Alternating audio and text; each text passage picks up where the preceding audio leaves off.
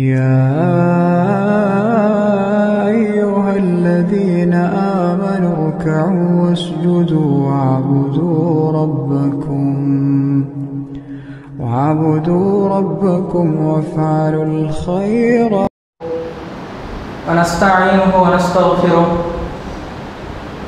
ونؤمن به ونتوكل عليه ونعوذ بالله من شرور أنفسنا ومن سيئات أعمالنا. من يهده الله فلا مضل له ومن يضلل فلا هادي له. ونشهد أن لا إله إلا الله وحده لا شريك له ونشهد أن محمدا عبده ورسوله. أما بعد، فقد قال الله تعالى في القرآن العظيم وفي الفرقان المجيد: أعوذ بالله من الشيطان الرجيم بفضل بسم الله الرحمن الرحيم. يا أيها الذين آمنوا اتقوا الله حق تقاته ولا تموتن إلا وأنتم مسلمون. وقال أيضا: يا أيها الذين آمنوا اتقوا الله وقولوا قولا سديدا يصلح لكم أعمالكم ويغفر لكم ذنوبكم ومن يطع الله ورسوله فقد فاز فوزا عظيما. وقال رسول الله صلى الله عليه وسلم: إن الدنيا حلوة خضرة وإن الله مستخلفكم فيها فينظر كيف تعملون فاتقوا الدنيا واتقوا النساء. اللهم صل على محمد وعلى آل محمد كما صليت على إبراهيم وعلى آل إبراهيم إنك حميد مجيد. اللهم بارك على محمد وعلى آل محمد كما باركت على إبراهيم وعلى آل إبراهيم إنك حميد مجيد.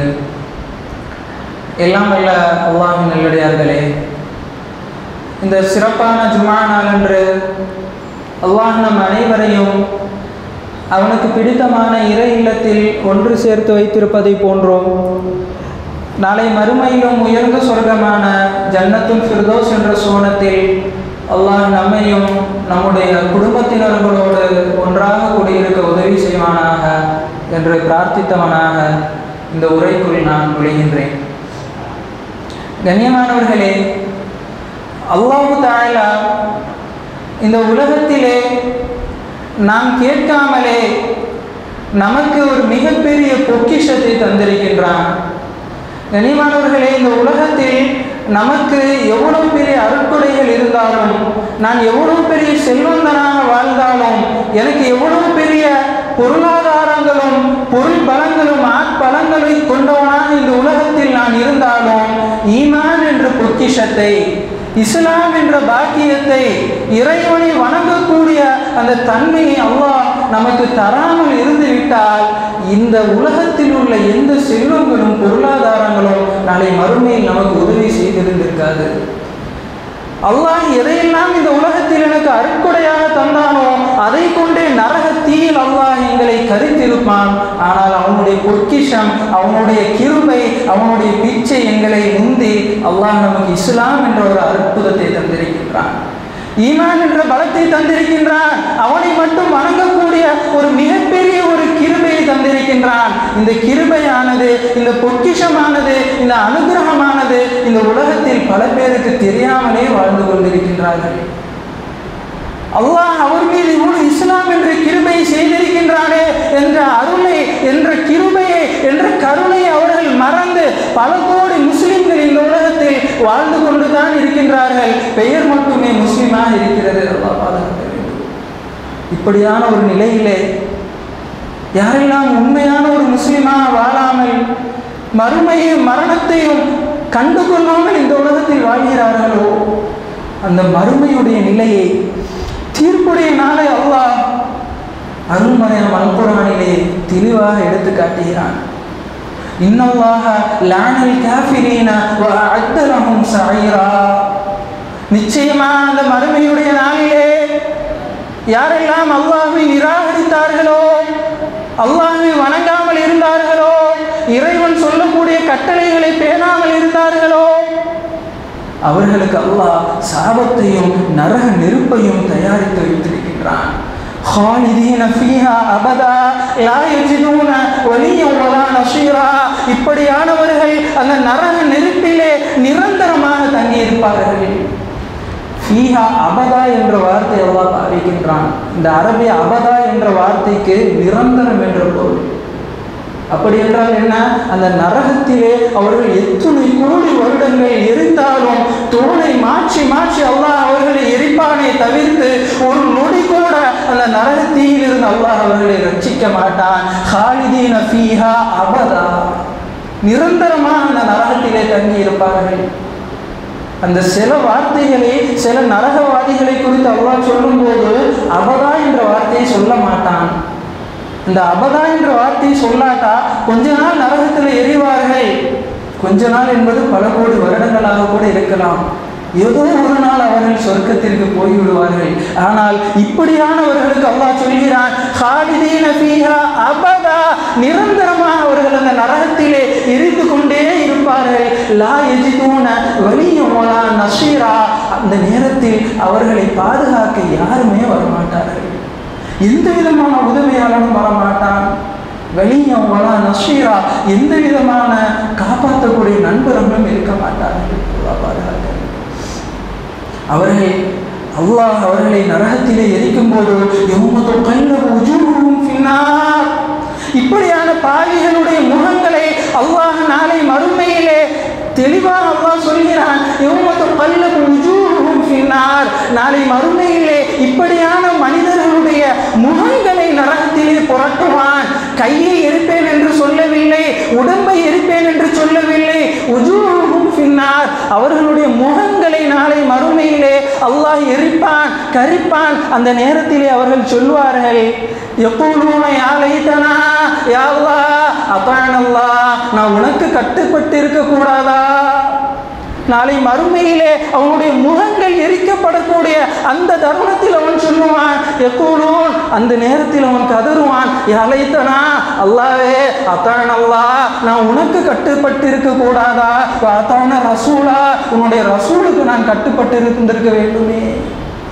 முகங்களை அல்லாஹ் பொசுக்கக்கூடிய நேரத்தில் வலி தாங்க முடியாமல், நரகத்தீயின் அந்த வேதனை தாங்க முடியாமல் கதறுவான், நான் அல்லாஹ்க்கும் ரசூலுக்கும் கட்டுப்பட்டு இருந்திருக்க வேண்டுமே. அந்த நேரத்தில் கதறி என்ன பயன் கண்ணியமானவர்களே?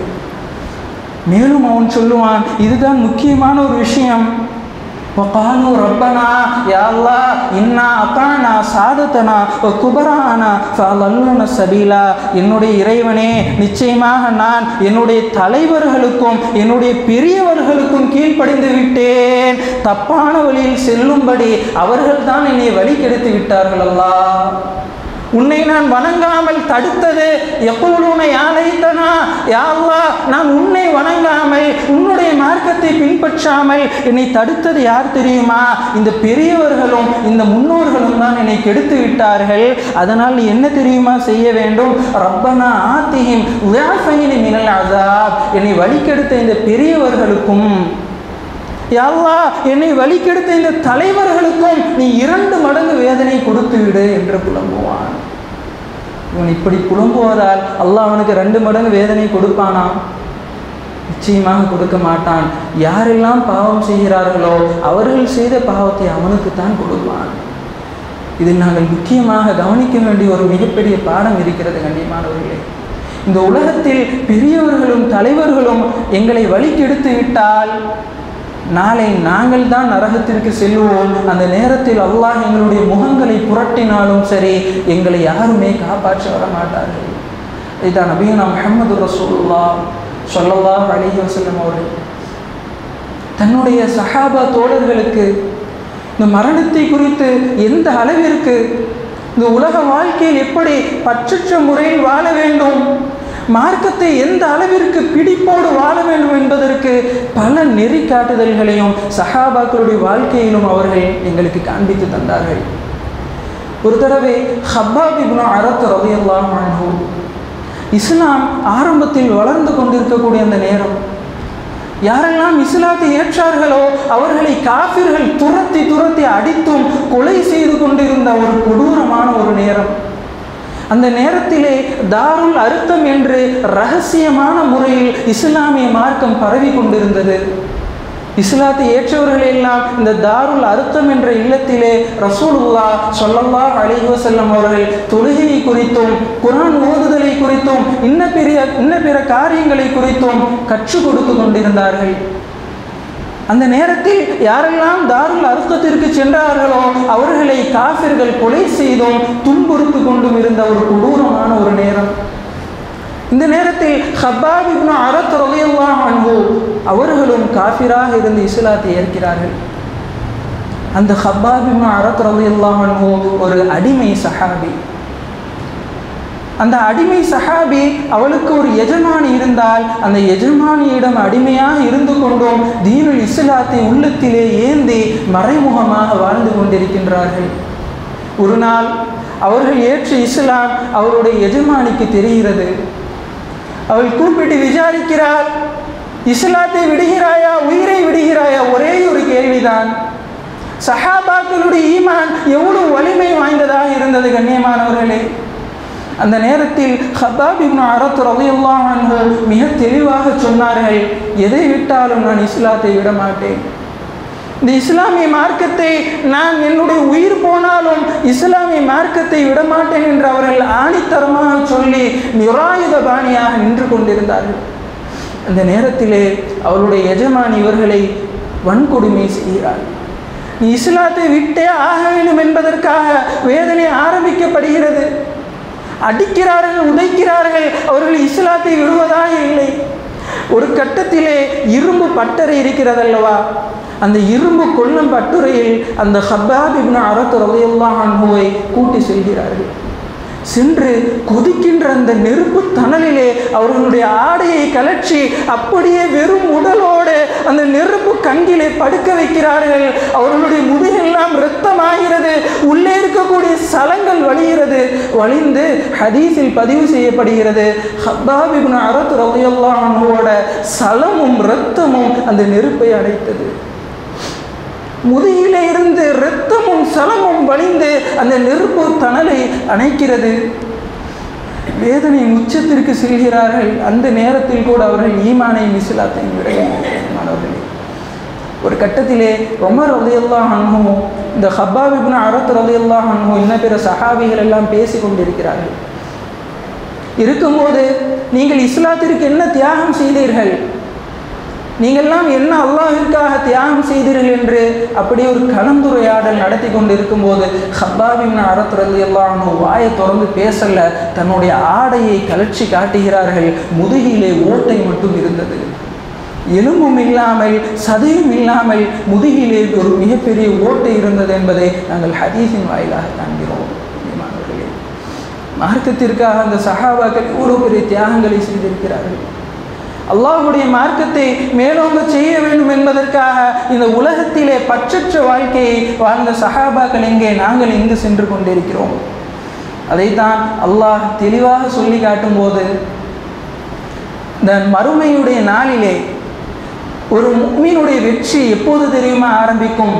கபரிலே ஒரு மிகப்பெரிய விஷயங்களை அவன் தாண்டி வர வேண்டும். தாண்டி மறுமையில் வந்தால் அல்லாஹ் அவனுடைய வலது கையிலே அவனுடைய ஏடை கொடுத்தால் அவன் சொர்க்கவாதி. அந்த ஏடு அவனுடைய இடது கையில் கொடுக்கப்பட்டு விட்டதென்றால் அவன் நிச்சயமாக நரகவாதி என்பதை நாங்கள் புரிந்து கொள்ளலாம். அதை தான் சூரா ஹாக்கா என்ற அத்தியாயத்தில் அல்லாஹ் எடுத்து காட்டுகிறான். அம்மாமன் ஊத்திய கிதாபஹு பியமீனி, எந்த ஒரு மனிதனுடைய ஏடு அவன் இந்த உலகத்திலே வாழ்ந்து கொண்டிருந்தானே அந்த பதிவு செய்த ஏட்டு அவனுடைய வலது கையில் கொடுக்கப்பட்டு விட்டதென்றால் அந்த மனிதன் சொல்லுவான், யா அல்லாஹ் எனக்கு மிகப்பெரிய சந்தோஷம். இந்த கிதாப், இந்த ஏடு என்னுடைய வலது கையில் தான் கொடுக்கப்படும் என்று நான் நினைத்து கொண்டே இருந்தேன். இன்னி லனன்து அன்னி முலாகின் ஹிசாபியா ஃபஹுவ ஃபீ ஈஷத்திர் ராலியா. அந்த மனிதனுடைய ஏடு வலக்கையில் கொடுக்கப்பட்டு விட்டதென்றால் அவன் நாளை மறுமையிலே சுகபோகமான வாழ்க்கையில் இருப்பான். ஃபீ ஜன்னத்தின் ஆலியா, சொர்க்கத்தின் பால் செலுத்தப்படுவான். குதூஃபுஹா தானியா, அவன் விரும்பிய பானங்களையும் அவன் விரும்பிய உணவுகளையும் அல்லாஹ் அவனுக்கு கொடுப்பான். என்ன கேட்டாலும் கிடைக்கும். உன்னுடைய ஏடு வழக்கையில் கொடுக்கப்பட்டு நீ இறைவனுக்காக வாழ்ந்து மரணிக்கக்கூடிய நேரத்தில் நீ நல்லவனாக மரணித்து சொர்க்கத்திற்கு சென்றால் உன்னுடைய ஏடு வழக்கையில் கொடுக்கப்படும். நீ கேட்டதும் கிடைக்கும், நீ விரும்பியதையும் சாப்பிடலாம். எப்படியான சாப்பாடு கிடைக்கும் தெரியுமா? ரசூலுல்லாஹ் சஹாபாக்களுக்கு சொல்லி காட்டுறாங்க. இதெல்லாம் ஹதீஸில் வந்த விஷயங்கள், நீங்களே எடுத்து பார்க்கலாம். ஒரு மனிதன் அப்படி சாய்ந்து உட்கார்ந்து கொண்டிருப்பானா, அவனுக்கு மேலாக ஒரு பறவை பறக்குமா. அந்த பறவையை அவன் சாப்பிட வேண்டும் என்று மனதால் நினைப்பானாம். அது அவனுக்கு புரித்த ஒரு உணவாக அழகான முறையில் வந்து விடுமா. இதுவெல்லாம் கதையில்லை, ஹதீஸில் பதிவு செய்த விஷயங்கள். அவனுக்கு அவன் உட்கார்ந்து கொண்டு இருக்கக்கூடிய இடத்திற்கு மேலாக ஒரு பழம் தொங்கும். அந்த பழம் உதாரணத்திற்கு ஆப்பிள் என்று வைத்துக் கொள்வோமே. இன்றைய தினம் இந்த ஆப்பிளை இத்தனை மணிக்கு சாப்பிடுகிறான், அது ஒரு உணவாக, ஒரு ருசியாக, ஒரு சுவையாக இருக்கும். அதே பழத்தை, அதே ஆப்பிளை ரசூலுல்லாஹ் சொல்றாங்க, சில மணி நேரங்கள் கழித்து சாப்பிட்டால் அந்த உணவானது, அந்த பழமானது அல்லாஹ் சொர்க்கவாசிக்கு வேறு ஒரு ருசியில் கொடுப்பான், வேறு ஒரு அழகான ஒரு சுவையை மாற்றி மாற்றி கொடுப்பான். பழம் மாறாது, சுவைகள் மாறிக்கொண்டே இருக்கும். நீ என்னதை கேட்டாலும் அல்லாஹ் தருவான். அதில் ஒரு மிகப்பெரிய நியாமத் என்ன தெரியுமா கண்ணியமானவர்களே? இந்த உலகத்தில் எங்களுடைய மனைவியோடும் என்னுடைய பிள்ளைகளோடும் நான் சொர்க்கத்தில் வாழலாம். இதுதானே உண்மையான வெற்றி. எந்த ஒரு முஸ்லிமான கணவனும் முஸ்லிமான மனைவியும் இந்த உலகத்தில் ஈமானை, இஸ்லாமிய மார்க்கத்தை பின்பற்றி அல்லாஹ்வுடைய மார்க்கத்தோடு பிடிப்போடு வாழ்ந்தார்களோ அந்த ஜோடிகளே சொர்க்கத்தில் ஒன்றாக வாழ்வார்கள். இதில் எத்தனை பேர் நாங்கள் ஆர்வம் காட்டுகிறோம்? அதைத்தான் அல்லாஹ் சொல்லும் போது, யா இபாத், என்னுடைய அடியானே, லா ஹவுஃபுன் அலைக்குமுல் யௌம வலா அன்தும் தஹ்ஸனூன், உண்மையான அடியார்களுக்கு அந்த மறுமையுடைய நாளை குறித்து எந்த விதமான பயமும் அல்ல, எந்த விதமான அச்சமும் கிடையாது. அல்லதீன ஆமனூ பிஆயாத்தினா வ கானூ முஸ்லிமீன், அவர்கள் இந்த உலகத்திலே ஈமானோடு முஸ்லிம்களாக வாழ்ந்தார்கள். அதனால் அல்லாஹ் என்ன பொக்கிஷம் கொடுக்கிறான் தெரியுமா? உதுகுலுல் ஜன்னா, நாளை மறுமையிலே அவர்களை சூனத்தில் நுழைவிப்பான். அன்தும் வ அஸ்வாஜுக்கும், நீயும் உன்னுடைய மனைவியும் ஒன்றாக சொர்க்கத்தில் நுழைத்துக் கொள்ளுங்கள். உதுகுலுல் ஜன்னா, நாளை சொர்க்கத்திலே அன்தும் வ அஸ்வாஜுக்கும் துஹ்பரூன், உன்னுடைய மனைவியோடு உன்னுடைய குடும்பத்தினரோடு நீ சொர்க்கத்தில் ஒன்றாக நுழைந்து விடு என்று அல்லாஹ் சொல்லுவான். கண்ணியமானவர்களே, இதைவிட ஒரு மிகப்பெரிய பொக்கிஷம் இருக்குமா? எங்களுடைய குடும்பத்தோடு நாங்கள் நாளை சொர்க்கத்திலே வாழாமல் நான் ஒரு இடத்திலும் என்னுடைய குடும்பங்கள் சொர்க்கம் அல்லாத ஒரு இடத்திலும் இருந்தால் அது எவ்வளவு பெரிய நஷ்டமாக இருக்கும், அது எவ்வளவு பெரிய வேதனையாக இருக்கும். கண்ணியமானவர்களே, குடும்பத்தோடு சொர்க்கத்திற்கு செல்ல நாங்கள் ஏதாவது முயற்சிகள் மேற்கொள்கிறோமா?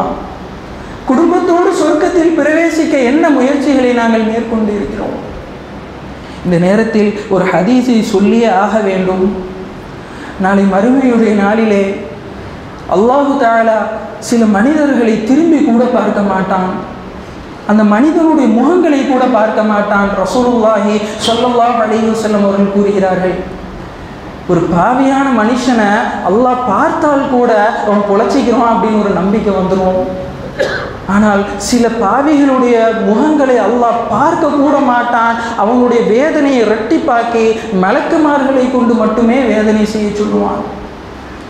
இந்த கூட்டத்தினரை குறித்து ரசூலுல்லாஹ் சொல்கிறார்கள், ஒருவன் தாய் தந்தையை நோவினை செய்தவன், இரண்டாவது ஆண்களை போன்று பெண்களுடைய வேடம் அணிந்தவன், மூன்றாவது தான் கவனிக்க வேண்டிய விஷயம், எந்த ஒரு ஆண், எந்த ஒரு கணவன் தன் குடும்பத்தில் நடக்கக்கூடிய தவறுகளை, தன் குடும்பத்தில் நடக்கக்கூடிய அனாச்சாரங்களை, தன் மனைவி மக்கள் பிள்ளைகள் செய்யக்கூடிய தப்பை கண்டும் காணாமல் இருந்தானோ அந்த ஆணை நாளை மறுமையில் அல்லாஹ் பார்க்க மாட்டான். அந்த ஆணோடு அல்லாஹ் நாளை மறுமையிலே பேச மாட்டான், அவனை பரிசுத்தப்படுத்த மாட்டான். கொடூரமான கோபத்தோடு அல்லாஹ் அவனை பாதிப்பான். ஹதீஸிலே தய்யூஸ் என்ற வார்த்தை பயன்படுத்தப்படும். இப்படியான மனிதர்களை, இப்படியான ஆண் குடும்ப தலைவர்களை அல்லாஹ் மிகுந்த வேதனைப்படுத்துவாங்க. கண்ணியமானவர்களே, ஒரு குடும்ப தலைவர்களாக இருப்பவர்கள் வீட்டில் நடக்கிற தப்பை கண்டும் காணாமல் இருக்கக்கூடாது. இஸ்லாத்துடைய வீரியம், ஈமானுடைய பலம் ஆரம்பிப்பதே குடும்பத்தில் இருந்து தான், வீட்டில் இருந்து தான். கண்ணியமானவர்களே, எங்கள் பிள்ளைகள் தவறுகள் செய்கிறார்களா, நாடகங்கள் பார்க்கிறார்களா, அல்லாஹ் தடுத்த ஹராமான காரியங்கள் நடக்கிறதா, உடனடியாக ஒரு ஆண் என்ன செய்ய வேண்டும்? தன்னுடைய கரத்தால் தடுத்தே ஆக வேண்டும். கண்ணியமானவர்களே, இப்படி இருந்தால்தான் ஒரு இஸ்லாமிய குடும்பம் என்பது அமையும். அல்லாஹுடைய மார்க்கத்தின்பால் நாங்கள் வாழ்ந்து சொர்க்கத்திற்கு செல்வதற்கு ஒரு இலகுவான ஒரு வழி பிறகும். கண்ணியமானவர்களே, ஆக இந்த மறுமையுடைய வாழ்க்கை என்பது இந்த உலகத்திலிருந்தே ஆரம்பிக்க வேண்டிய ஒரு மிக முக்கியமான விஷயம். ஒவ்வொரு சஹாபாக்களும் ரசூலுல்லாஹி ஸல்லல்லாஹு அலைஹி வஸல்லம் அவர்களும் இதைத்தான் தயார் செய்து கொண்டிருந்தார்கள். வளரக்கூடிய வாலிபர்களையும் வளரக்கூடிய இஸ்லாமிய சிறார்களையும் ஈமானோட அந்த அளவிற்கு மறுமையோடு ஒப்பிட்டு தயார் செய்தார்கள். ஒரு தடவை ரசூலுல்லாஹ்வுடைய பேர குழந்தை ஹசன் ரலியல்லாஹு அன்ஹு வாயை கூட திறந்து பேச முடியாது, காலால் எந்திரிச்சு நடக்க முடியாத ஒரு சிறு குழந்தை அப்படியே தவழ்ந்து விளையாடு கொண்டிருக்கும் போது கீழே ஒரு பேரிச்சம்பழம் கிடக்குது. அந்த பேரிச்சம்பழத்தை இந்த ஹசன் ரலியல்லாஹு அன்ஹு என்ன செய்கிறாங்க? அப்படியே தெரியாமல் வாய்க்குள்ளே விட்டு சாப்பிட்றாங்க. நம்மளாம் என்ன செஞ்சுருப்போம்? குழந்தை தானே, சாப்பிட்டுட்டு போகுது. ஆனால் நபியுனா முஹம்மது ரசூலுல்லாஹ் ஸல்லல்லாஹு அலைஹி வஸல்லம் அவர்கள் குழந்தையிலிருந்து ஈமானை புகட்ட வேண்டும் என்பதற்காக ஹசன் ரலியல்லாஹு அன்ஹுவோட வாயில் விரலை விட்டு நோண்டி அந்த பேரிச்சம்பழத்தை எடுத்து வெளியில் போட்டார்கள். போட்டுவிட்டு சொன்னார்கள், ஹசனே, இது சதக்காவுடைய பொருளாக இருக்கலாம், இருந்தால் அல்லாஹ் நம்மை தண்டித்து விடுவான் மகனே என்று வாய் பேச முடியாத குழந்தையிடம், ஒரு கால் ஊண்டி நடக்க முடியாத குழந்தையிடம் ஈமானை புகட்டினார்கள் என்றால் நாங்கள் எம்மாத்திரத்தில் இருக்கின்றோம்? குழந்தையிலிருந்து ஈமானோடு நாங்கள் வளர்க்க வேண்டும். கண்ணியமானவர்களே, அதைத்தான் எங்களுக்கு இஸ்லாமும் வாழ்வியலாக காட்டுகிறது. இதே போன்று ஈமானோடு வாழ்ந்தால், அல்லாஹ்வுடைய மார்க்கத்தை பற்றி பிடித்து வாழ்ந்தால், சக்கராத்துடைய நிலையில் நாங்கள் வெற்றி பெற்று விடலாம், சொர்க்கத்திற்கும் நாங்கள் சென்று விடலாம். சக்கராத்துடைய நிலையை குறித்து ரசூலுல்லாஹ் பலவிதமான ஹதீஸ்களில் சொன்னாலும் ஒரே ஒரு முக்கியமான ஒரு ஹதீஸை தான் நாங்கள் எடுத்துக்கொள்ள வேண்டும். மன் கான ஆகிர கலாமினா இந்தல் மௌத், எவனுடைய மௌத்துடைய நேரத்தில் கடைசி வார்த்தை லா இலாஹ இல்லல்லாஹ், அல்லாஹ் தான் என்னுடைய இறைவன் என்று சொல்வானோ, தஹலல் ஜன்னா, அவன் சுவர்க்கத்தில் நுழைந்து விடுவான்.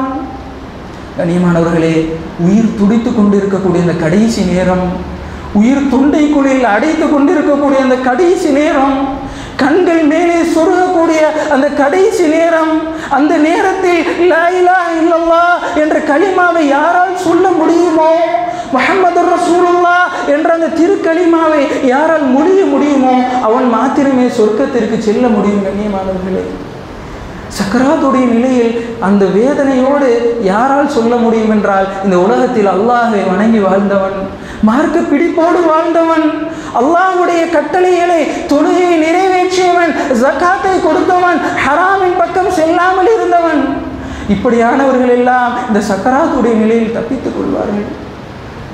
சக்கராத்தின் வேதனை கொடூரத்தை ரசூலுல்லாஹி ஸல்லல்லாஹு அலைஹி வஸல்லம் அவர்களுடைய வாழ்க்கையில் எப்படி இருந்தது தெரியுமா? ரசூலுல்லாஹ் மரணிக்கக்கூடிய, மூத்தா போகக்கூடிய கடைசி 2 நாட்கள் ஒவ்வொரு முஸ்லிமும் கண்டிப்பாக தெரிந்திருக்க வேண்டிய விஷயம். ரசூலுல்லாஹி ஸல்லல்லாஹு அலைஹி வஸல்லம் அவர்களுக்கு கடுமையான காய்ச்சல் வருகிறது. காய்ச்சலின் வீரியம் தாங்க முடியாமல் ஒரு கட்டத்தில் ரசூலுல்லாஹி ஸல்லல்லாஹு அலைஹி வஸல்லம் அவர்கள் வேறு ஒரு மனைவி வீட்டில் இருக்க வேண்டும். ரசூலுல்லாஹ்க்கு எத்தனை மனைவிமார்கள் இருந்தார்களோ அத்துணை மனைவிக்குரிய ஹக்கையும் செய்தார்கள். ரசூலுல்லாஹ்க்கு தெரிஞ்சிருச்சு நம்ம மூத்தா போகிறோம். ஆனால் அந்த நேரத்தில் தன்னுடைய மனைவியிடம் அனுமதி கேட்கிறார்கள், நான் ஆயிஷாவுடைய வீட்டில் இருந்துக்கவா? வேறு ஒரு மனைவி வீட்டில் இருக்க வேண்டிய அந்த நாளிலே சக்கராத்துடைய நிலை நெருங்குவதை அறிந்த ரசூலுல்லாஹ் ஆயிஷா ரலியல்லாஹு அன்ஹா அவர்களுடைய வீட்டில் இருக்க ஆசைப்படுகிறார்கள். இத்தனை மனைவிமார்கள் இருந்தாலும் ஆயிஷா ரலியல்லாஹு அன்ஹா மேலே ரசூலுல்லாஹ்க்கு தனி பிரியம். எல்லோரும் சற்று கவனமாக கவனித்துக் கொள்ளுங்கள். அப்போது அனுமதி கேட்டு ஆயிஷா ரலியல்லாஹு அன்ஹாவோட வீட்டில் இருந்தாச்சு. காய்ச்சல் திடீரென்று ரசூலுல்லாஹ்க்கு அதிகமாகுது. எந்த அளவிற்கு அதிகமாகிறது என்றால் காலை ஊண்டி நடக்க முடியவில்லை தொழுகையுடைய நேரம் நெருங்கிய நேரத்தில் கூட. அப்படியே ரசூலுல்லாஹ் காய்ச்சலிலே மயங்குகிறார்கள். ஒரு கட்டத்தில் தொழுகையுடைய நேரம் நெருங்குகிறது. ரசூலுல்லாவால் காலை ஊண்டி நடக்க முடியல. அபூபக்கர் சித்தீக் ரலியல்லாஹு அன்ஹு ஒரு பக்கம் கூப்பிட்டு உமர் ரலியல்லாஹு அன்ஹு மறுபக்கமும் கூப்பிடுகிறார்கள். கூப்பிட்டு அவர்களுடைய கையை அந்த சஹாபாவோட தோளில் போட்டு அப்படியே பிடித்து ரசூலுல்லாஹ் தொழுகைக்கு அழைத்து செல்றாங்க. கண்ணியமானவர்களே, ஒரு நபி, இந்த உலகத்தில் பாவம் செய்யாதவர்கள், அல்லாஹ்வுடைய மார்க்கத்தை இந்த உலகத்திற்கு காண்பித்தவர்கள், மார்க்கத்திற்காக அனைத்தையும் இழந்தவர்கள், அந்த நபியால் சக்கராத்துடைய நிலையில காலம் ஊண்டி நடக்க முடியல.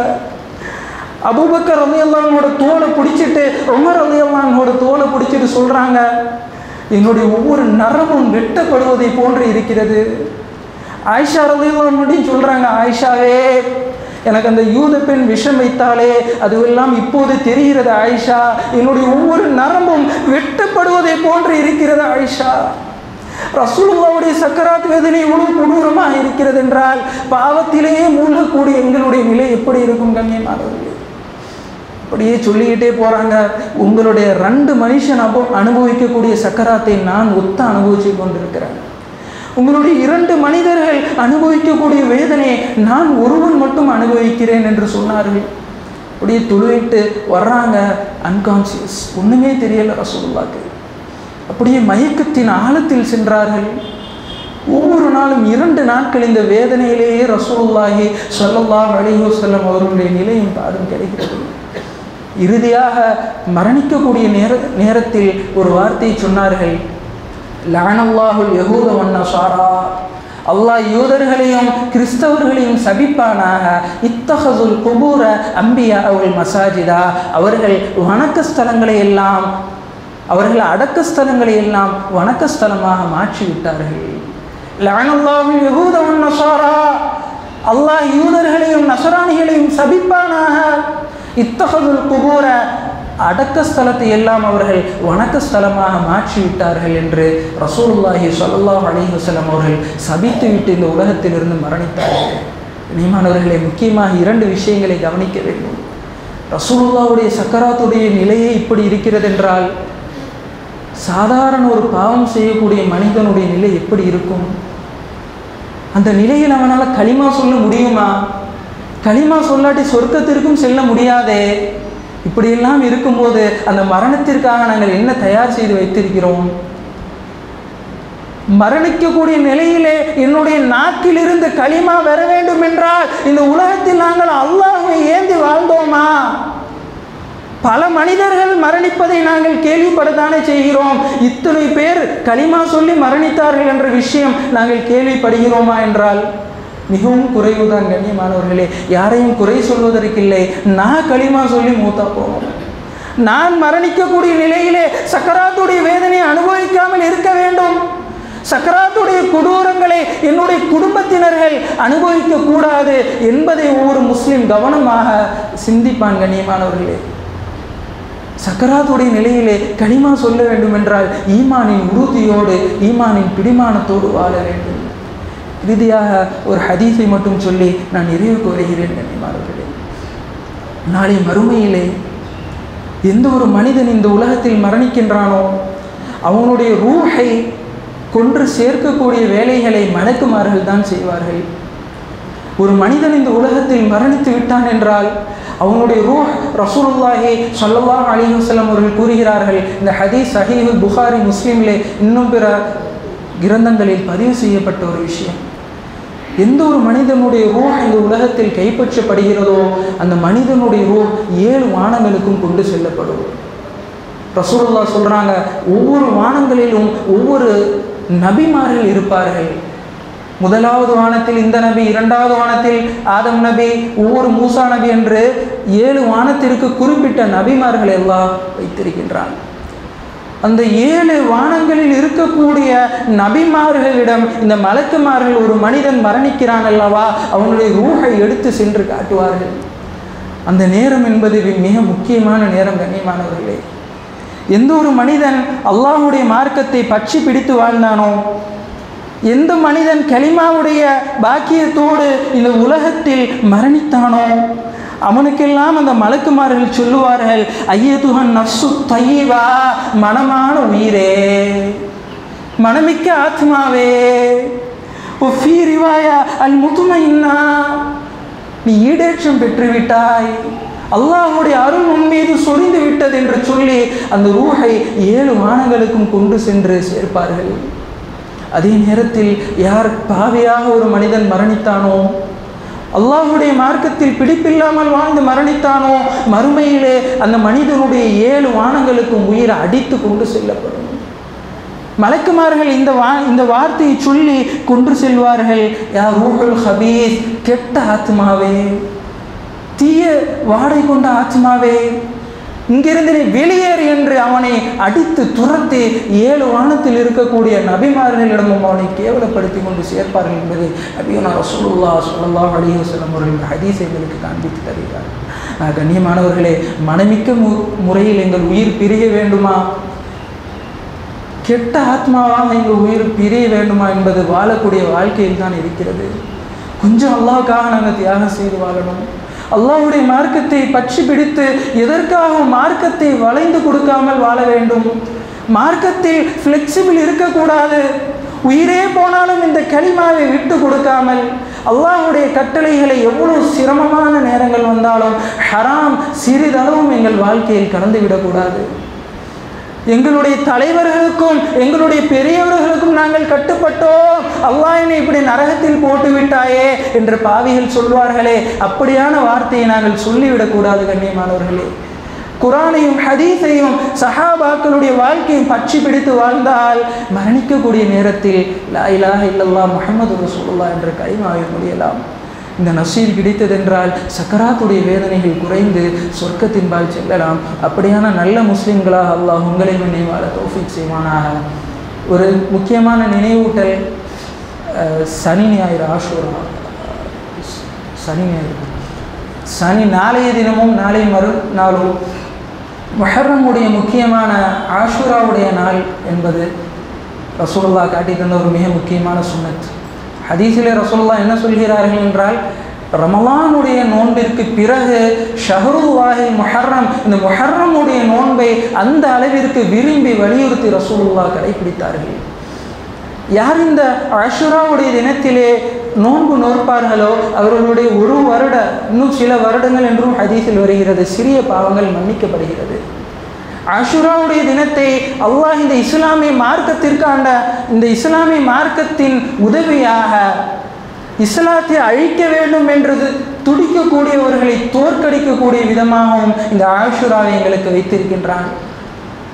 முன்னாடி கடல், பின்னாடி ஃபிரௌன், ஒன்றுமே இல்லை முடிந்து விட்டதென்று நினைத்த மூசா அலைஹிஸ்ஸலாத்து வஸ்ஸலாமை அல்லாஹ் மிகப்பெரிய உதவியால் உதவி செய்தான் இந்த முஹர்ரமுடைய மாதத்தில். மூசா ரலியல்லாஹு அன்ஹு, மூசா அலைஹிஸ்ஸலாத்து வஸ்ஸலாம் அவர்களை ஏற்றவர்கள் எல்லாம் கேட்டார்கள், மூசாவே, நான் இஸ்லாத்தை ஏற்றதுக்கு இப்படி நடுக்கடலில் எங்களை நிப்பாட்டி விட்டாயே, இப்படியே கேட்டார்கள். பனு இஸ்ரவேலர்கள் சொற்பமானவர்கள் மூசா நபியை அல்லாஹ் ஏற்றார்கள். அந்த நேரத்தில் இப்படியான ஒரு சோதனை வரும்போது இஸ்லாத்தை ஏற்றதற்கு நடுக்கடலில் தான் தள்ளுவாயா என்று மூசா நபியை கேட்டபோது அல்லாஹ் உதவி செய்தான், கடலையே பிளந்து பாதையாக மாற்றினான். இதுவெல்லாம் ஒரு ஈமான், ஒரு முஸ்லிம்களுக்கு ஒரு மிகப்பெரிய ஒரு படிப்பினை இருக்கிறது. வாழ்க்கையில் அனைத்து பக்கங்களும் கஷ்டமா, வழியே இல்லையா, எப்படி அல்லாஹ் கடலை பிளந்தானோ அதே போன்று உனக்கும் வழிகாட்டுவான். நீ ஈமானை மட்டும் பற்றி பிடித்துக்கொள். சிரமமான நேரத்தில் ஹராத்திற்கு சென்று விடாதே, மார்க்கத்தில் வளைந்து கொடுத்து விடாதே, தொழாமல் வாழ்ந்து விடாதே, வட்டிக்கு சென்று விடாதே. எப்படி மூசா நபி கடலை பிளந்து அல்லாஹ் உதவி செய்தானோ அதே போன்று பலவித உதவிகளை அல்லாஹ் உனக்கு செய்வாங்க. கண்ணியமானவர்களே, அந்த முக்கியமான ஒரு ஆஷுராவுடைய தினமானது சனி ஞாயிறு, சனிக்கிழமை பிறை 9, ஞாயிற்றுக்கிழமை பிறை 10. பிறை 10 தான் நோன்பு பிடிப்பது சுன்னத். இருந்தாலும் ரசூலுல்லாஹ் நான் அடுத்த வருஷம் உயிரோடு இருந்தால் ஒரு நாள் முன்னதாக பிடிப்பேன் என்று சொன்னார்கள். ஏனென்றால் இந்த 10வது நாளை யூதர்களும் கொண்டாடினார்கள். யூதன் கொண்டாடக்கூடியதை நம்மளும் ஒன்று போல கொண்டாடக்கூடாது, அவனுக்கு மாறு செய்ய வேண்டும் என்பதற்காக 9, 10 2 தினங்கள் நோன்பு பிடிக்க ரசூலுல்லாஹ் காட்டி தந்தார்கள். சில அறிஞர்கள் 10, 11 பிடிக்கலாம். ரசூலுல்லாஹ் வாயால் சொன்னது, அடுத்த வருஷம் ரூஹ் இல்லை, மரணித்தார்கள். அந்த நிலையில் யூதனுக்கு மாற்றம் செய்ய வேண்டும் என்ற ஒரு காரியத்தில் 9, 10 பிடிக்கலாம், 10, 11 பிடிக்கலாம் என்ற ஃபத்துவாவையும் கொடுத்திருக்கிறார்கள். ஆக இந்த முக்கியமான ஒரு நாளிலே நோன்பு நோற்று அல்லாஹ்வுடைய பொருத்தத்தை அடைவோம். அதே போன்று மறுமையிலே சொர்க்கம் கிடைக்க வேண்டும், என்னுடைய வலது கையிலே பட்டோலை கிடைக்க வேண்டும் என்பதற்காக இந்த உலகத்தில் தயாராகும். அப்படியான நல்ல மனிதர்களாக அல்லாஹ் எங்களை வாழ தௌஃபீக் செய்வானாக. வாழக்கூடிய குடும்பத்தோடு சொர்க்கத்தில் அல்லாஹ் எங்களை பிரவேசிக்க வைப்பானாக. அதுதான் ஒரு முஃமினுடைய லட்சியமும் வெற்றியுமாகும். அப்படியான நல்வாய்ப்பை தந்து அருள் புரிவானாக. ஆகிர் தஅவாஹும் அனில் ஹம்துலில்லாஹி ரப்பில் العالمين. إن الله يأمر بالعدل والإحسان وإيتاء ذي القربى وينهى عن الفحشاء والمنكر والبغي يعظكم لعلكم تذكرون. السلام عليكم ورحمة الله وبركاته.